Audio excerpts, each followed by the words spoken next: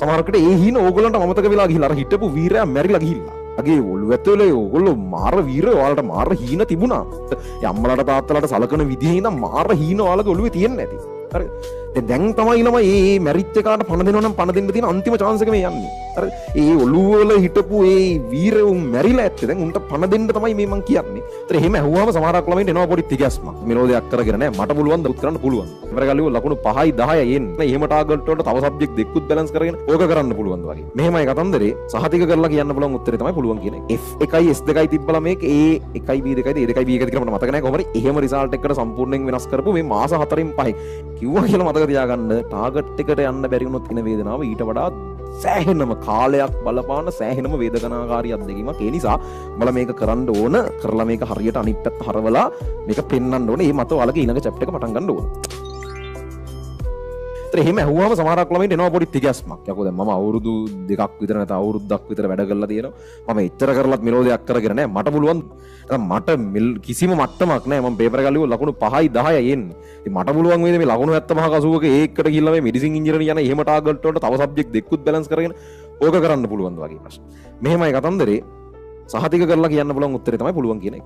ඒක ඕගොල්ලන්ට එහෙම වෙලාවට හිතෙන්නේ නැතුව ඇති. ඔයාලා පළවෙනි වතාවට එහෙම අවස්ථාවකට මුහුණ දෙන්න ඕගොල්ලන්ට එහෙම හිතෙන්නේ නැතුව ඇති. නමුත් පහුගිය අවුරුදු ගාණක් තිස්සේ අපි ළමයි එක්ක එහෙම ගනුදෙනු කරලා තියෙනවා. අපි එහෙම පුළුවන් කියන එක ළමයින්ට කියලා තියෙනවා. කියලා ඒක කරවලා ඒ ළමයින්ගෙන් ඒක ඔප්පු කරවලා පෙන්ලා තියෙනවා. මේ අන්තිම අවුරුද්දේ මතක තියෙන ඕගොල්ලෝ බොහෝ විට දන්නේ නැතුව ඇති. මේ F1යි S2යි තිබ්බලා මේක A1යි B2යිද A2යි B1යිද කියලා මට මතක නැහැ. කොහොමද එහෙම රිසල්ට් එකකට සම්පූර්ණයෙන් වෙනස් කරපු මේ මාස 4න් 5 එහෙම කරපු ළමයි පවා ඉන්නේ. ඒ කරපු කැපකිරීම කරන්න ඉතින් සාමාන්‍ය ළමයෙකුට ලේසි නෑ. අත්‍තරම කැපකරේ නැති වුණත් අපිට මං කියන විදිහට ඔයගොල්ලෝ මේ දෙන්න ඕන කමිට්මන්ට් එක මේකට දුන්නා නම් ඔයාලගේ මට්ටම කොතන වුණත් සබ්ජෙක්ට් තුනම ලස්සනට ඒ තුනක් දාලා මෙඩිසින්ද ඉංජිනේරින්ද ඔයා යන්න කැමති මොන ඩිග්‍රියද ඒ මට්ටමට මේක වෙනස් කරන්න පුළුවන්. හරි මේක නිකන් නෙවෙයි කියන්නේ කාලෙ පහුගිය කාල සීමාවක් තිස්සේ මේවා කියලා කරලා තමයි මේ කියන්නේ. ඒ නිසා කරලා පෙන්නලා ඔප්පු කරලා පෙන්නලා මේ කියන්නේ එහෙම කරන්න පුළුවන් ළමයි. බොරුවට තමන්ගේ පොටෙන්ෂල් එක තියාගෙන දේවල් අතහැරලා දාන්න එපා. එහෙම කියන්නේ මං ආයෙමත් කියන්නේ දැන් මේ එන්නේ ඔයාලගේ එක චැප්ටර් එකක අවසානය. මේ සම්පූර්ණ එකේ ඉඳන් අර ඉස්කෝලේ ගිහිල්ලා අම්මලා ඕගොල්ලොන්ව බලාගෙන ඒගොල්ලන්ගේ සල්ලි වලින් ඕගොල්ලෝ ජීවත් වෙලා ඕගොල්ලෝ මොකක්ද කරේ කියන එක තමයි මේ අන්තිමට විභාගෙන් මැනෙන්නේ. ඒතර ඔයාලා මෙච්චර කාලයක් තිස්සේ ඕගොල්ලන්ව හදා වඩා ගත්ත ඔයාලව සෑහෙන කැපකිරීම ගොඩක් මැද අරගෙන ඇවිල්ලා වෙන මිනිස්සු ටිකක් නේ ඕගොල්ලෝ මේ දක්වා අරගෙන ඇවිල්ලා තියෙන. ඕගොල්ලෝ කරපු දෙයක් ඇත්තටම නැති තරම් මේ මිනිස්සුනේ ඔක්කොම කරලා තියෙන්නේ. ඒතර මේ මිනිස්සු ඔක්කොම කරලා ඕගොල්ලන්ට ඔය විදිහේ මට්ටමක් යාලට පුළුවන් තරමින් හදලා දෙනකොට ඕගොල්ලෝ අනිත් පැත්තට මොකද්ද කරලා තියෙන්නේ කියන එක තමයි උතනින් මැනින්නේ. සහ ඒ මත තමයි වාගේ ඊළඟ චැප්ටර් එක පටන් ගන්නවා. මේ චැප්ටර් එක ඉවර කරන විදිහෙන් තමයි වාගේ ඊළඟ චැප්ටර් එක පටන් ගන්න. ඊළඟ චැප්ටර් එක කියනවා ස්වාධීන තනි මනුස්සයෙක් විදිහට නිර්මාණය වෙන චැප්ටර් එක. ඒතර ඒක පටන් ගන්න මේක ඔයා අවසන් කරන විදිහෙන්. ඒතර ඒක මත ඔයාව මැනෙනවා. ඒතර ඔයාගේ උපරිමේ දීලා නෙවෙයි නම් මේ තියෙනවා. ඔයාගේ උපරිම කමිට්මන්ට් එක ඔයාගේ 100% දීලා නැත්තම් ඔයා මේක. ඔයා දීලා තියෙන්නේ භාගයක් විතර. ඔයා හිතලා බලමු ඔයාගේ භාගයක් විතර නම් ඔයා මේකට දීලා තියෙන්නේ. ඉතින් ඇයි ඒ වගේ දෙයකින් අපි මේක ඉවර කරන්නේ? ඇයි ඔයාගේ උපරිමේ දීලා ඒ උපරිමේ මත ඔයාව ඊළඟ චැප්ටර් එක පටන් ගන්න ලෑස්ති කරවන්නේ නැත්තේ? ඇයි භාගයකින් හැරලා යන්නේ? හරි. ඒ නිසා මේ එන ඊළඟ අවුරුද්ද කොච්චර අමාරු වුණත් ඕගොල්ලන්ට ඕන නම් ඒ කියන්නේ මෙහෙමයි මම කියන්නේ මම නැවත වතාවක් ළමයෙක් කරනවද නැද්ද කියන එකත් මේක මම කියන එක කරන්නේ. ඔයා පළවෙනි වතාවේ ඔයාගේ උපරිම කමිට්මන්ට් එක දීලා ඔයා උපරිම මහන්සි වෙලා ඔයා හරියට වැඩ කරලා මේ තියරි ඔක්කොම හරියට ඉගෙනගෙන තියෙනවා, ප්‍රශ්න කරලා තියෙනවා, පේපර්ස් කරලා තියෙනවා, පාස් පේපර්ස් කරලා තියෙනවා, ඔක්කොම කරලා ඔයාගේ උපරිම ඒවා මහන්සි වෙලා නම් ගිය අවුරුදු ඉලෙලට ගියේ. ඒත් ඔයාට හිතෙනවා නම් ඒත් ඔයාට හොඳ රිසල්ට් එකක් එන එකක් නෑ, ඔයාට ඒක මදි කියලා කමක් නෑ. ඒ වගේ ළමයෙක් නැවත උත්සාහ නොකරට. මොකද තමන්ගේ උපරිමේ දීලානේ. එහෙම දීලා බැරි වුණත් කමක් නෑ. හැබැයි මතක තියාගන්න ඔයාලා එහෙම එවුන් නෙවෙයි ඈ. ඕගොල්ලෝ එහෙම බැරිය උන්නේ ඔයාලා එහෙම ලේසි පහසු එවුන් නෙවෙයි. ඕගොල්ලෝ මේකට ආවේ කියන්නේ ඔයාලා ඕ ලෙවල් එහෙම ඉවර කරගෙන එන ජයග්‍රාහී මානසිකත්වයකින් මේකට ආවේ. ඔයාලා මේකට ආවේ එන වීරයෝ ටිකක් විදියට. හරි. ඔයාලගේ ඔළුව ඇතුලේ ඕගොල්ලෝ මාර වීරයෝ. ඔයාලට මාර හීන තිබුණා. ඔයාලට අනාගතයේ ජීවත් වෙන විදිය සම්බන්ධව සෑහෙන දේවල් තිබ්බා. ඕගොල්ලන්ට අම්මලාට තාත්තලාට සලකන විදිහේ ඉඳන් මාර හීන ඔයාලගේ ඔළුවේ තියෙන්නේ නැති. හරි. හැබැයි ටික ඒ ලෙවල් කාලය ඇතුලේ විවිධාකාර ඩිස්ට්‍රැක්ෂන් සහ ඕගොල්ලන්ගෙන් වැරදි හෝ පාලනය කරන්න බැරි විවිධ දේවල් නිසා සමහරකට ඒ හීන ඕගොල්ලන්ට අමතක වෙලා ගිහිල්ලා අර හිටපු වීරයා මැරිලා ගිහිල්ලා. හරි. දැන් තමයි ළමයි මේ මැරිච් එකාට පණ දෙනවා නම් පණ දෙන්න තියෙන අන්තිම chance එක මේ යන්නේ. ඒ ඔළුවල හිටපු ඒ වීරවුන් මැරිලා ඇත්තේ. දැන් උන්ට පණ දෙන්න තමයි මේ මං කියන්නේ. ඒතර ඔයාගේ උපරිමය දෙන්නේ නැතුව ඔයාව මේකෙන් මැනෙන්න දෙන්න එපා. ඔයාට තව මේකේ කරන්න පුළුවන් දෙයක් තියෙනවා කියලා හිතනවා නම් මම කියන්නේ ඒ මත තමයි ඔයා නැවත ෂයි එකක් කරනවද නැද්ද කියන එක තීරණය කරන්න ඕනේ. උතනදී වයස කියන එක නම් සැලකිලිට ගන්න ඕන කාරණාවක් නෙවෙයි. ඒක නම් මම දිගටම කියලා තියෙනවා. අපේ ෆැකල්ටිස් වල අර මෙහෙන් ඒ තර්ඩ් ෂයි ඇවිල්ලා මේක කරගත්තේ උන්ගෙන් අහලා බලන්න අපරාධද ෂයි 3ක් කරලා මෙඩිසින් ආවේ කියලා එක් එක් නිකමට එහෙම කියන්නේ නැහැ. ඒ සියලු දෙනා ඒ සම්බන්ධව සතුටුයි. අර එළියේ ඉන්න මිනිස්සු ඉතින් විවිධ කතන්දර කියන්න බලන්නකො කාලය යනව නේද වයස යනව නේද අරකයි මේකයි කියලා. ඒක ඉතින් ඉවර කරපු මිනිස්සුෙක්ගෙන් අහන්න ඕනේ. මේ මිනිස්සු කවුරුත් එහෙම කරලා නෙවෙයිනේ කතා කරන්නේ. ඒ එළියේ ඉන්න එක වෙනයි. ඒක කරපු මිනිස්සෙක්ගේ එක්ස්පීරියන්ස් එක වෙනයි. එහෙම අහලා බලන්න ඇත්තට මේකේ කාලීනාස්තියක්ද තියෙන්නේ කියලා. ඒ නිසා Tamanට කරන්න පුළුවන් දේවල් තව තිබුණා කියලා හිතනවා නම් Tamanගේ උපරිමේ නෙවෙයි නම් කරේ ඒ වෙච්ච වැරදි ටික අපි හදමු. ඒ අඩුපාඩු ටික හදලා මේ පාර හරියට ජයග්‍රාහකෙක් විදිහට මේ වැඩේ ඉවර කරමු.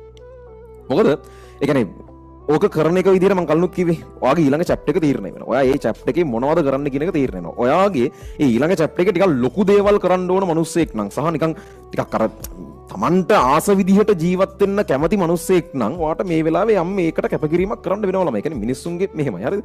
ඔයගලන්ට ටාගට් කියලා තියෙනවා. ඒ කියන්නේ ඔයාට අනාගතේ මම මෙන්න මේ දේවල් අචීව් කරනවා. මම ඒක එක එක වෙන්න පුළුවන්. එක එක මිනිස්සයාට විවිධාකාර වෙන්න පුළුවන්. ඒවට සමහරක් වෙන මිනිස්සෙක් hina වෙන්න පුළුවන්. ඒ ගණන් ගන්න බලමු. අපි ඕන තරම් අනිත් උන්ට ඕන විදිහට ජීවත් වෙනවා. වෙන මිනිස්සුන්ට ඕන විදිහට අපි ඕන තරම් ඉන්නවා. අපි අඩුවෙන් ඉන්න අපිට ඕන විදිහට. ඒතර අපිට තියෙන්න පුළුවන් විවිධාකාර හින ඒවා තව එකකට විහිළු වෙන්න පුළුවන්. කමන්නේ උට hina වෙන්න කියන්නේ.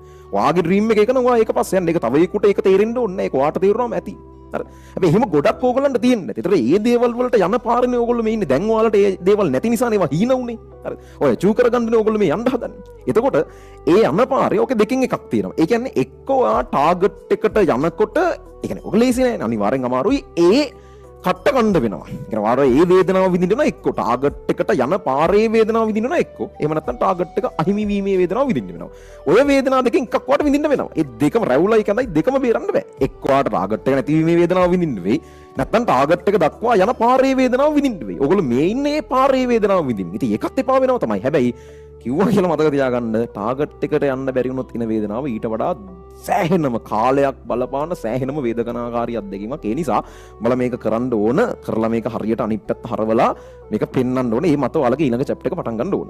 සහ ඕගොල්ලෝ ගැන මම ඔය කියන්නේ. දැන් ඔයාලා විතරක් නෙවෙයිනේ ඕගොල්ලෝ මේ දක්වා නිර්මාණය කරගෙන ඇවිල්ලා තියෙන ඔයාලට මේ මට්ටමට එන්න උදව් කරපු සෑහෙන මිනිස්සු ඉන්නවා. අම්මා තාත්තයින් පටන් ගත්තා. උඹලට හරියනකම් බලන් ඉන්න ගොඩක් මිනිස්සු ඉන්නවා. හරි. ඒතර ඕගොල්ලන්ට අයිතියක් නැහැ ළමයි මේ හරියට වැඩ කරන්න නැතුව නැත්නම් ලේසියෙන් දේවල් අතහැරලා මේක හරියට කරගන්න නැතුව නිකන් බාගෙට වැඩ ඉවර කරලා දාලා අනේ මට බෑ කියලා නිකන් අතහැරලා දාලා මේ මිනිස්සුන්ගේ සියලු බලාපොරොත්තු නැති කරන්න බෑනේ. මේ මිනිස්සු අවුරුදු ගාණක් තිස්සේ සමහරක් වෙලාවට අර කියන්න පුළුවන් සීමාවට එහා කැපකිරීම සෑහෙන ප්‍රමාණයක් කරලා උඹලා මේ මට්ටමට අරගෙන අවිල්ලා තියෙනවා. ඒතර එහෙම ආපු මිනිස්සුන්ට එහෙම ඕගොල්ලන්ව මේ මට්ටමට තල්ලු කරගෙන ආපු මිනිස්සුන්ට අනේ මට බෑ කියලා හෝ මට වැඩ කරන්න හිතෙන්නේ නැහැ. හරි මම හරියට වැඩ කරේ නැහැ. හරි මොකක් හරි මට නිකන් කෙහෙමල් රිසල්ට් එකක් දීලා මට මෙච්චර තමයි කියලා එහෙම අයින් වෙන්න බෑ ඕගොල්ලන්ට. උඹලට එහෙම අයිතියක් නැහැ. ඒක මාර වැරදි. මේ මිනිස්සු බලාගෙන ඉන්න උඹලට හරියනකම්. මේ මිනිස්සු හරි කැමති උඹලට හරියනකම්. හරියනවට හරි. ඒ නිසා ඒගොල්ලන්ට කරන පාර්ට් එකක් විදිහටත් එක කොටසක් තියෙනවා. තව කතාවක්. ඒ කියන්නේ වාගේ ලයිෆ් එක වාට හරියනකම් බලන් ඉන්න මිනිස්සුන්ගේ ලයිෆ් එක සහ ඔය වගේම තව එකක් තියෙනවා. උඹලට වරදිනකම් බලන් ඉන්න මිනිස්සු. ඒ මිනිස්සු බලන් ඉන්නේ ඕගොල්ලන්ට ඕගොල්ලන්ගේ පවුලට කාට හරි කමන්නේ වරදිනකම්. වරදිනාට පස්සේ ඒ ගැන හරි සතුටින් කතා කරන තමයි මිනිස්සු බලන් ඉන්නේ. දැනටත් සමහරක් විට එහෙම්ෙන් කියපු කතන්දර හැරෙම්ෙන් ඇවිල්ලා තියෙන කුණු කතන්දර අනම්මනම් කතා ඇහිලා ඉතින් ඕගොල්ලන්. ඉතින් මං අහන්නේ මේ කතන්දර වලට එහෙම වළංගු වෙන්න දෙනවද කියන. ඒ කතන්දර ඇත්ත වෙන්න ඉඩ දෙනවද? ඒ කතන්දර ඕ ඉතින් එහෙම තමයි කියලා ඒව හැමදාම අහගෙන ඉන්නවද? ඒවට අනිත් පැත්තට උත්තරයක් දෙන්නේ නැද්ද? එතකොට ඕගොල්ලෝ එහෙම නේද කිව්වේ දැන් මොකද්ද කියන්නේ කියන ප්‍රශ්නේ අනිත් පැත්තට අහන්නේ නැද්ද? ඒ මිනිස්සුන්ට ඒ කතන්දර හැමදාම කියා ගන්න ඉඩ දීලා අම්මලාට තාත්තලාට හැමදාම ඒවට අර ලැජ්ජාවෙන් මූණ දෙකකින් ඉන්න ඉඩ දෙනවද? හරිද? මේ විදිහට ඕගොල්ලන්ට වරදිනකම් බලන් ඉන්නේ ඉන්නවා. උන්ට හරි ගස්සලා පෙන්නන්න ඕන. හරි.